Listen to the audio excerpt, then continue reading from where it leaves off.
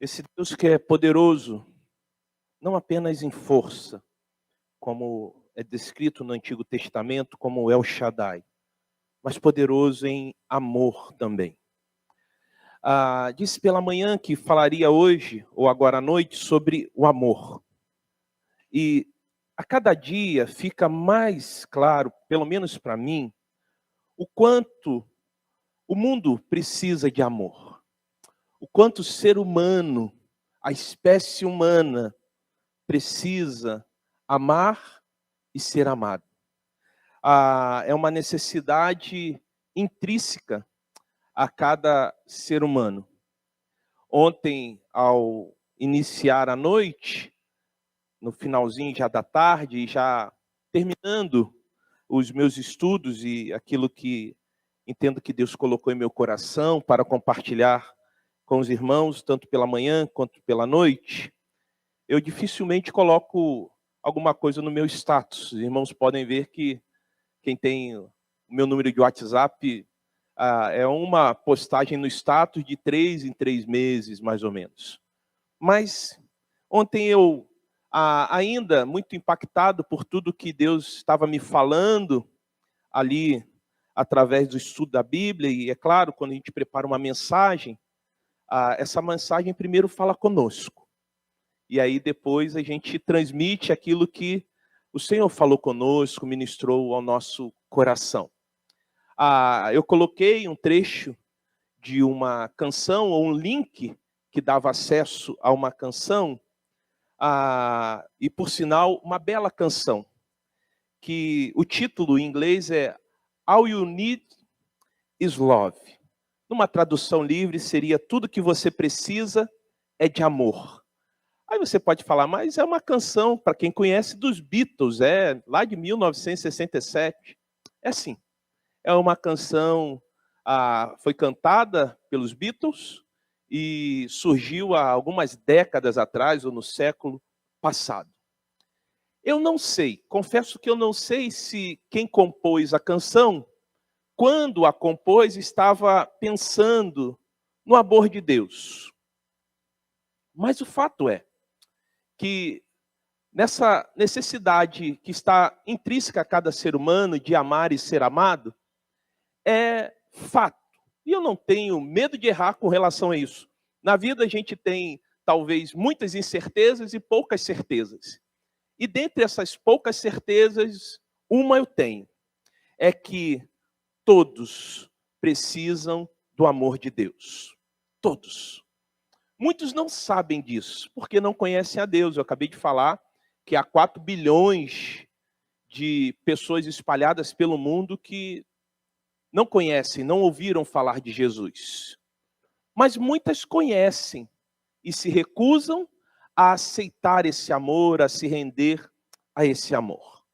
E baseado num verso que é muito, mas muito conhecido dos irmãos, eu quero falar sobre o amor de Deus. E então, vou convidar você a abrir sua Bíblia no Evangelho de João, capítulo 3, verso 16, por favor. Evangelho de João, capítulo 3, verso 16. É um versículo conhecido.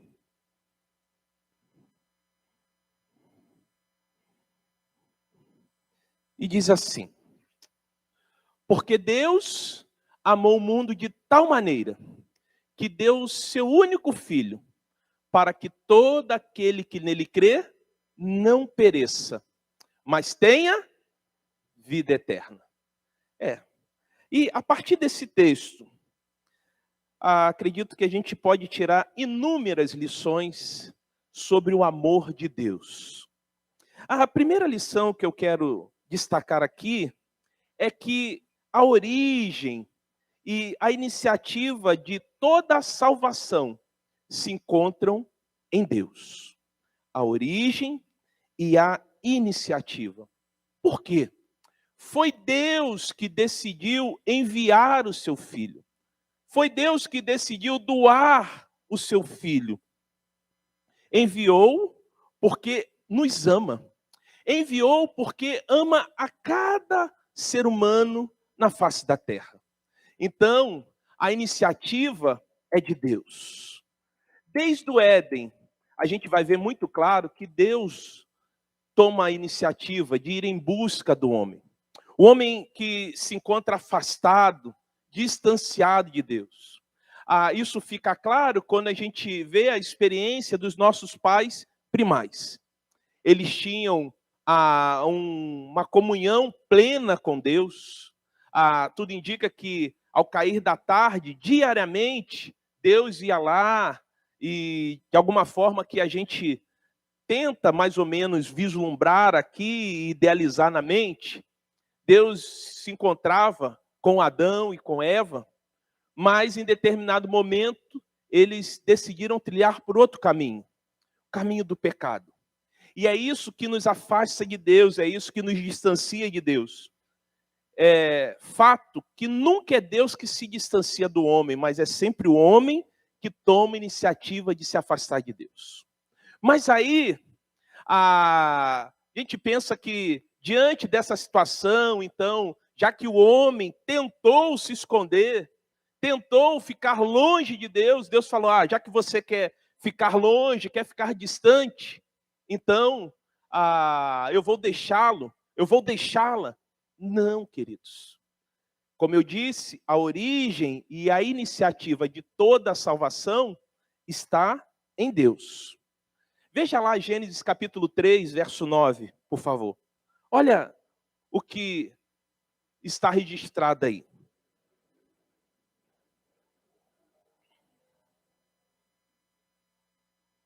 Então, os nossos pais primais pecaram. E assim como uma criança que quando faz alguma coisa errada, isso é muito evidente quando uma criança, ali nos seus primeiros anos de vida, quando ela está muito quietinha ou quando está escondidinha, fez coisa errada, não é? Mas isso é característico dos seres humanos. Nós também, quando fazemos algo de errado, ou quando estamos fazendo algo de errado, a tendência é querer cada dia mais nos distanciar de Deus. Mas aí veja o que Deus faz. Gênesis 3, capítulo 9. E chamou o Senhor Deus ao homem e lhe perguntou, onde estás? Ou seja, Deus foi em busca dos nossos pais primais. Deus tomou a iniciativa de procurá-los, de buscar restaurar novamente essa relação que foi rompida unilateralmente, partiu de Adão e Eva. Assim acontece conosco. A incapacidade de Deus nos abandonar, de Deus nos deixar de lado, de Deus não querer saber mais de nós. Ele não consegue. E é muito interessante que quando a gente pensa em uma mãe, né, em abandonar o seu filho, deixar o seu filho, aquele ou aquela criança que essa mãe gerou, eu lembro que alguns anos atrás, infelizmente isso às vezes acontece com maior proporção do que deveria, ou nunca deveria acontecer, né? Mas eu me lembro de alguns anos atrás, na China, acontece no Brasil também, né? Foi encontrado um bebê recém-nascido numa tubulação de esgoto. A mãe teve a criança e lançou pelo vaso sanitário. Encontraram aquela criança. E aí você fala assim, pastor, que coisa absurda. É absurdo. Que coisa inimaginável. É inimaginável. Mas mesmo que isso venha acontecer, de uma mãe não querer saber do seu filho, da sua filha, veja o que diz lá Isaías, capítulo 49, verso 15, por gentileza. Olha o que diz o texto.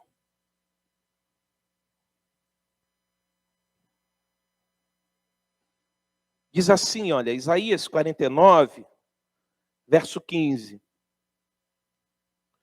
Pode a mãe se esquecer do seu filho que ainda mama?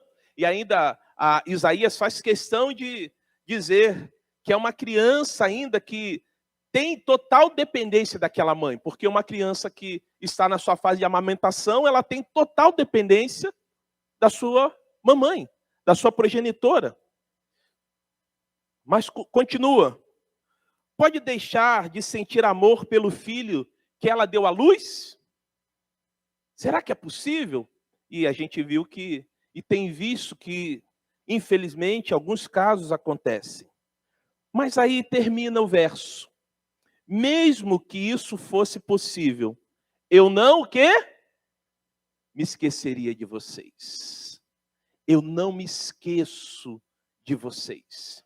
Isso quer dizer, querido, querida, que o amor que Deus tem por nós o impede dele me abandonar, dele lhe abandonar, dele nos abandonar. Mesmo quando nós o desobedecemos, como foi o caso dos nossos pais primais. O amor que Deus tem por nós impediu e impede que Deus não vá, ou que Deus venha nos abandonar. E aí, a iniciativa de salvar a humanidade surgiu no coração de Deus. E a única possibilidade que o homem tem hoje de restaurar o seu relacionamento com Deus é através de Jesus. Não é por acaso que Jesus, falando aos seus discípulos lá no Evangelho de João, capítulo 14, verso 6, ele vai dizer: eu sou o caminho, a verdade e a vida. Ninguém vai ao Pai a não ser por mim. Ou seja, não há possibilidade alguma de se chegar a Deus se não for através de Jesus. Não há outro caminho para a salvação. A motivação de Deus para nos salvar é o amor que Ele sente por cada um de nós. Então, a origem e a iniciativa de toda a salvação se encontram em Deus. Mas ainda, olhando esse verso e pensando, porque Deus amou o mundo de tal maneira que deu o seu único filho para que todo aquele que nele crê não pereça, mas tenha a vida eterna. A outra lição que eu destaco é que a essência de Deus é amor. E talvez a gente encontre algumas definições de amor. Eu gosto muito de pensar que amor é uma doação integral e incondicional em prol do outro. E é isso que Deus faz. E Ele faz porque na sua essência está o amor. A Bíblia vai dizer que Deus é amor. Pastor, onde está isso? 1 João, capítulo 4, verso 8 e 9, por favor. A primeira carta de João não é o Evangelho, lá perto de Apocalipse. Veja o que diz lá. 1 João, capítulo 4, verso 8 e 9. Diz assim: quem não ama, não conhece a Deus. Porque Deus é o quê, irmãos? É amor. Deus mostrou quanto nos amou ao enviar seu único filho ao mundo, para que por meio dele tenhamos vida. Deus mostrou quanto nos amou ao enviar seu único filho ao mundo, para que por meio dele tenhamos vida. É muito fácil pensar, e eu percebo isso através das pessoas, observando as pessoas, conversando com as pessoas, ouvindo a opinião das pessoas, que a concepção que eles têm de Deus é daquele ser que olha os homens em sua desobediência e rebeldia, e ao olhar o homem em sua desobediência e rebeldia, ele toma a seguinte decisão: eu vou destroçá-los, eu vou humilhá-los, eu vou açoitá-los até que retornem. Mas sabe, queridos, não é esse o Deus que a gente encontra nas Escrituras Sagradas. Também alguns pensam e têm essa noção equivocada sobre Deus, que é um Deus que procura que todos os seres humanos estejam debaixo da sua submissão para satisfazer o seu desejo de poder. para se locupletar, dizendo que ele é todo-poderoso e que ele manda em tudo e em todos. Também isso é errado.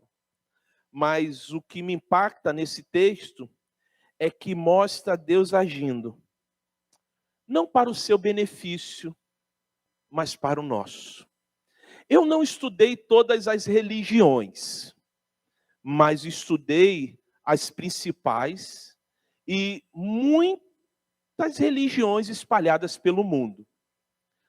Uma coisa que nos distingue das outras religiões, que têm o seu Deus ou os seus deuses, é que nas outras religiões, que têm o seu Deus ou os seus deuses, é a pessoa, é o devoto, que então oferece algo em prol do seu Deus. Mas no cristianismo, e falando do amor de Deus, falando de Jesus, o Cristo, não é assim. Não é o homem que toma a iniciativa e vai lá e oferece algo para o seu Deus. Não, é Deus, o poderoso Deus que acabamos de louvar, que toma a iniciativa de se ofertar a nós, de se oferecer a nós, de se sacrificar por nós. E daqui a pouco a gente vai ver isso de forma mais clara. A gente pode ver desde uma dos atributos de Deus é a sua imutabilidade, Deus não muda. Por isso que é muito perigoso quando alguém fala assim, olha, o Deus do Antigo Testamento era o Deus da lei, era o Deus que pesava a mão. E o Deus do Novo Testamento é o Deus da graça. Se a gente trilhar por esse caminho, a gente vai incorrer num erro teológico gravíssimo. A gente não vai conseguir sustentar essa opinião. Por que então Deus mudou? O Deus do Antigo Testamento, que muitos classificam como o Deus da lei, o Deus que pesa a mão, é diferente do Deus do Novo Testamento? Não. A graça de Deus, ela é manifesta tanto no Antigo Testamento quanto no Novo Testamento. Deus não muda, Deus não mudou. A gente vai ver isso para com o povo de Israel, por exemplo. Aquele povo que era infiel, mas Deus permaneceu fiel. E uma das formas de Deus mostrar o quanto Ele nos ama, esse Deus que é amor, é através da sua fidelidade. Mesmo quando nós somos infiéis, Deus permanece fiel. Às vezes, num relacionamento, seja ele de amizade, seja ele um relacionamento profissional, ou seja ele um relacionamento conjugal, quando uma das partes rompe aquela aliança, rompe aquele contrato, trilha pelo caminho da infidelidade, o outro se sente, às vezes, no direito de também ser infiel, de não cumprir o contrato, de não manter o acordo, de não permanecer com aquela aliança. Mas com Deus isso não acontece, porque isso também estaria ferindo outro atributo de Deus. E aí, veja lá o que diz 2 Timóteo, capítulo 2, verso 13, por favor. Olha o que Paulo vai dizer ao seu filho na fé. 2 Timóteo, capítulo 2, verso 13.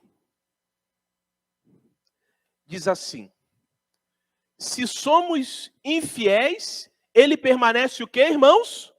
Fiel. Sabe por quê?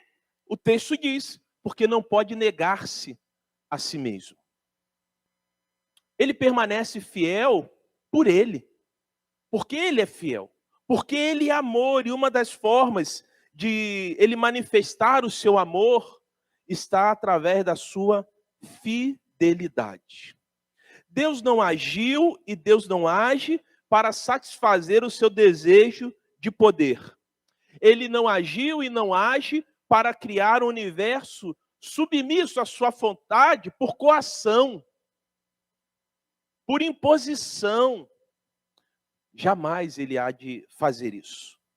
Deus é um pai que não pode sentir-se feliz enquanto os seus filhos estão afastados, estão distanciados da sua presença e da sua casa. Deus não submete os homens pela força, mas almeja conquistar o coração do homem pelo amor. Por isso, Deus é amor. Lembre-se sempre que a essência de Deus é amor. E uma das formas de Deus manifestar o seu amor para conosco é através da sua fidelidade. Ele é fiel mesmo quando somos infiéis. Sabe por quê? Porque ele não pode. Ele não consegue negar-se a si mesmo. Mas ainda, queridos, quando João vai dizer porque Deus amou o mundo de tal maneira. E quando João então traz essa palavra, o mundo, isso inclui todos os seres humanos sobre a face da terra. Deus ama cada indivíduo, independente da sua cor, da sua raça, do seu credo e da sua condição social. O amor de Deus é extensivo a todos, ou se estende a todos, sem distinção. E como isso é importante nesses dias em que nós percebemos que algumas pessoas se sentem no direito, mas isso não é novo, isso é antigo já, de monopolizar a Deus, de dizer que Deus, ele está disponível e o amor dele há de ser manifesto para determinado grupo de pessoas. Grande engano, porque o amor de Deus se estende a todos.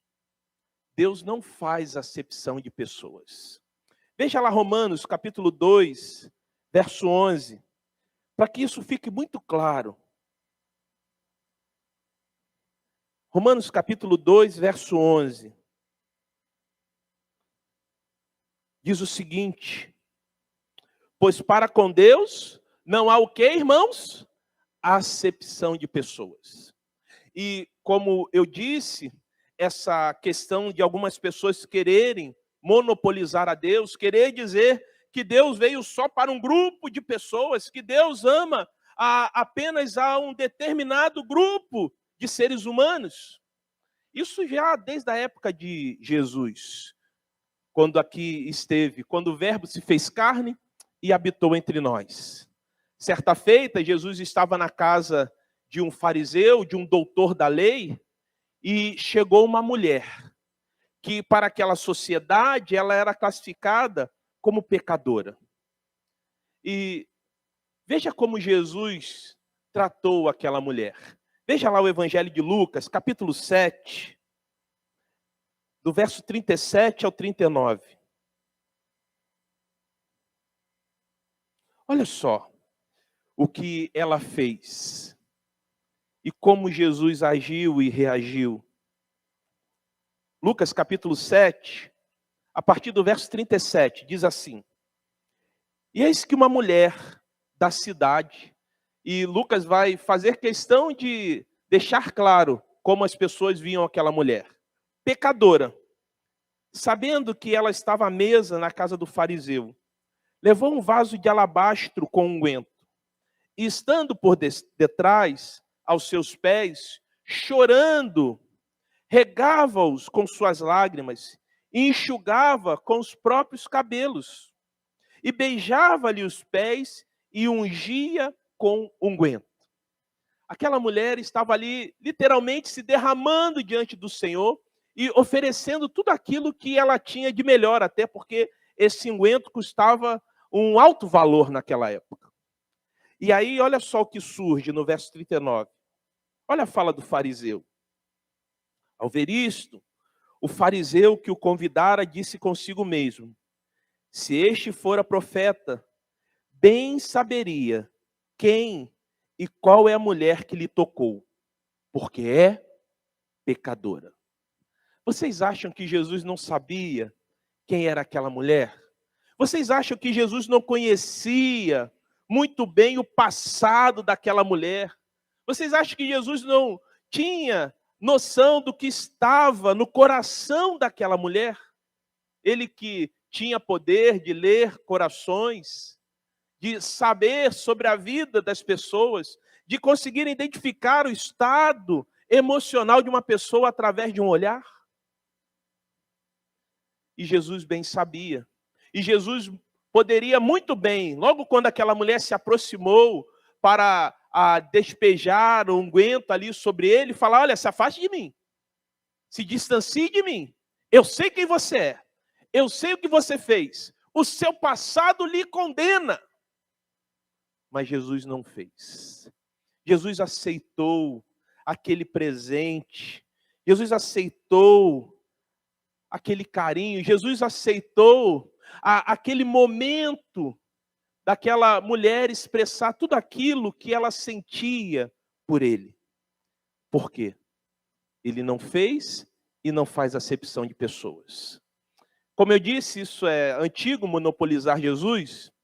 Isso aconteceu com um dos apóstolos mais influentes da igreja primitiva. O apóstolo Pedro. Logo Pedro, que negou a Jesus 3 vezes. Certa feita, ele, então, teve que receber uma visão dos altos céus para ir à casa de um centurião romano, chamado Cornélio, para falar do amor de Jesus, para dizer que o amor de Jesus se estende a todos, até um gentio, que era o Cornélio. Se estende a todos, até a família de um gentio, que era a família daquele centurião romano chamado Cornélio. E depois daquela experiência, veja o que Pedro vai dizer lá em Atos, capítulo 10, verso 34, por favor.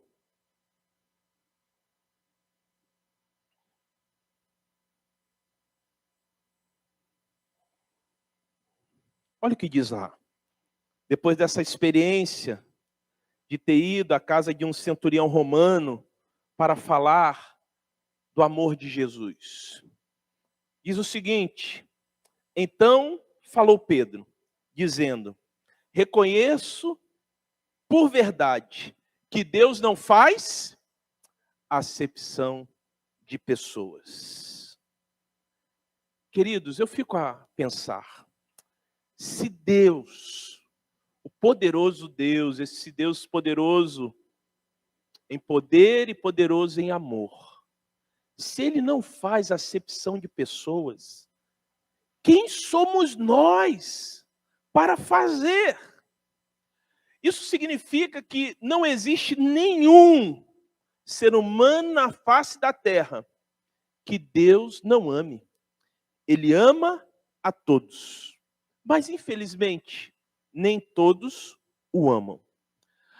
Isso é importante porque talvez ao longo da sua existência, na sua experiência com outros humanos, isso nunca foi manifesto.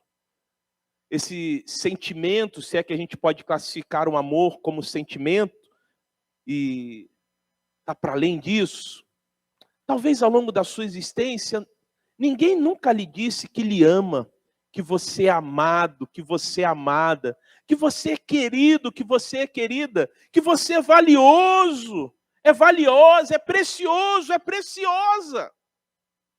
E aí, nessa noite, o Senhor está lhe dizendo: olha, mesmo que você nunca tenha ouvido isso, mesmo que ninguém ao longo da sua existência tenha manifestado isso, eu quero lhe dizer que eu lhe amo. Independente do que você fez, ou independente do que você está fazendo, eu lhe amo. É isso que Deus está dizendo para você. É isso que Deus está dizendo para nós. Eu amo você. Você é valioso, é valiosa para mim. Então lembre-se que o amor de Deus se estende a todos os humanos, a todas as pessoas. Mas em penúltimo lugar, o amor de Deus ele é incondicional. Esse verbo que a gente encontra no Novo Testamento, a sua origem do verbo é o agapau e no substantivo é o agape, vem a dizer que essas palavras descrevem o amor incondicional de Deus para conosco. Isso quer dizer, de forma muito simples, não há nada que eu e você venhamos a fazer ou deixemos de fazer para que Deus nos ame mais ou nos ame menos. Deus lhe ama, ponto final. Ah, pastor, mas existem algumas atitudes que desagradam mais a Deus, entristecem o coração de Deus. Sabe por que desagradam? Ou sabe por que entristecem? Porque Deus lhe ama. Mas mesmo quando nós fazemos algo que venha desagradar a Deus, entristecer o coração de Deus, isso não diminui o amor que Ele tem por nós. Da mesma forma, quando fazemos algo que agrada a Deus e alegra o seu coração, isso também não nos coloca no patamar de mais amados por Deus. Deus nos ama de maneira incondicional. É simples, é só pensar aqui, eu vejo muitos pais, avós, o seu filho ou a sua filha, quando faz algo de errado, o que vem ao seu coração? Decepção, tristeza. Mas ele deixa de ser seu filho, deixa de ser sua filha? Não deixa, não é verdade? Você fica entristecido, fica chateado, fica bronqueado, mas não deixa de ser seu filho ou sua filha. Ou você deixa de amar o seu filho ou sua filha quando eles cometem alguma malcriação, ou eles trilham pelo caminho da desobediência? Eu acredito que não. E trazendo para essa lógica, e é claro, a gente pensar em Deus é infinitamente mais, da mesma forma. Quando nós cometemos algo de errado, ou quando nós fazemos algo correto, isso não muda o amor que Deus tem por nós. É claro que Deus deseja que venhamos a fazer tudo aquilo que vai trazer alegria ao coração dele. Deus deseja que sejamos obedientes a ele, porque isso é um benefício para nós. O maior beneficiado seremos nós. Mas o amor dele é incondicional. E isso fica claro quando Paulo escreve lá aos Romanos, capítulo 5, verso 8. Penúltimo texto que eu quero ler com os irmãos. Veja o que diz lá. Romanos capítulo 5, verso 8. Diz assim: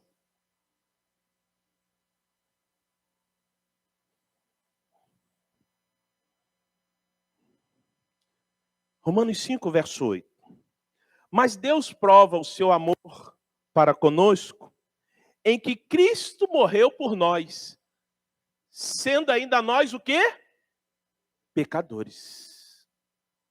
Deus prova o seu amor para conosco em que Cristo se sacrificou, em que Cristo se doou por nós, sendo nós ainda pecadores.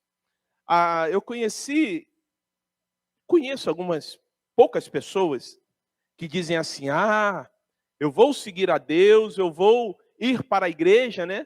Porque algumas pessoas associam aí da igreja ou a frequência à igreja a conversão. E aí dizem: quando eu largar, quando eu deixar de fazer isso, aí eu vou seguir a Jesus. Aí eu vou para a igreja.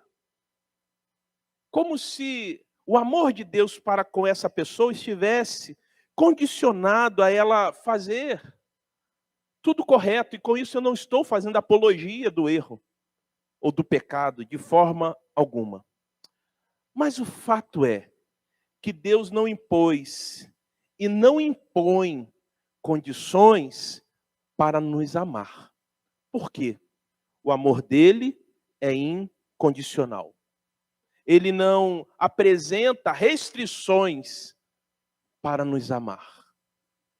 E por último, e não menos importante, uma das características, se é assim que posso classificar, do amor de Deus, é esse amor que se manifesta através do sacrifício. Deus deu o que ele tinha de mais precioso, único, porque Deus amou o mundo de tal maneira que deu o seu único filho, ou algumas versões, deu o seu filho unigênito. Para quê? Para salvar a humanidade. Deus não mediu esforços para nos salvar. E a gente vê, pensando em doação, que Jesus se doou integralmente e incondicionalmente. Aquela cruz não era para Jesus, era para mim e para você. Eu costumo dizer que o que segurou Jesus na cruz do Calvário não foram os cravos que prensaram seu corpo ao madeiro, não foram as cordas que talvez eles utilizaram. Não, o que segurou Jesus na cruz do Calvário foi o Sérgio, foi o Adriano, foi a Maria, foi o João. Foi o amor que ele tem por nós. Isso fez com que Jesus não apenas aceitasse a missão de vir ao mundo, de nascer, viver e morrer por nós. Foi o amor que fez com que Jesus permanecesse na cruz do Calvário. Essa semana, para nós cristãos, é denominada Semana da Paixão de Cristo, onde em algumas vertentes do cristianismo começa a se celebrar a partir do Domingo de Ramos. Hoje pela manhã, acredito que os irmãos encontraram muitas pessoas, poderíamos dizer muitos outros irmãos, com ramos, se dirigindo às suas igrejas ou suas comunidades de fé. Então, desde aquele momento em que Jesus chega a Jerusalém, sabendo de forma muito clara que estaria para acontecer, ou que iria acontecer ao longo daquela semana. Essa semana, eu acredito que nos meios de comunicação, na televisão, há de se reproduzir, mais uma vez, aquele filme que é muito impactante, que tenta mostrar um pouquinho do que aconteceu. Acho que é o filme que mostra ou se aproxima mais da realidade do que Jesus vivenciou nessa semana que é denominada a Semana da Paixão de Cristo, que é aquele filme Paixão de Cristo, do Mel Gibson. Os açoites, a tortura, as cusparadas, o sangue jorrando, e a gente fica, em alguns momentos, meio assim, não querendo ver, cobrindo os olhos. Mas tudo aquilo aconteceu por amor. E aconteceu. Não é um fato. Jesus não é um mito. Jesus é uma realidade.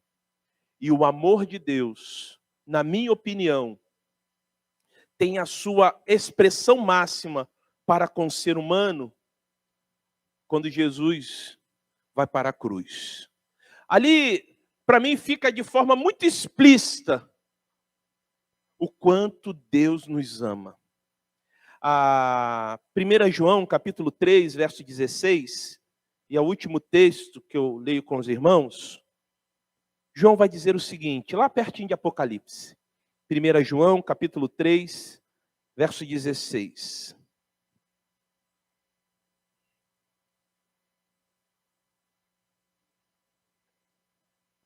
Diz assim: nisto conhecemos o amor, que Cristo deu a sua vida pelos judeus. É isso que dá aí? Que Cristo deu a sua vida por nós. Nisso conhecemos o amor, que Cristo deu sua vida por nós.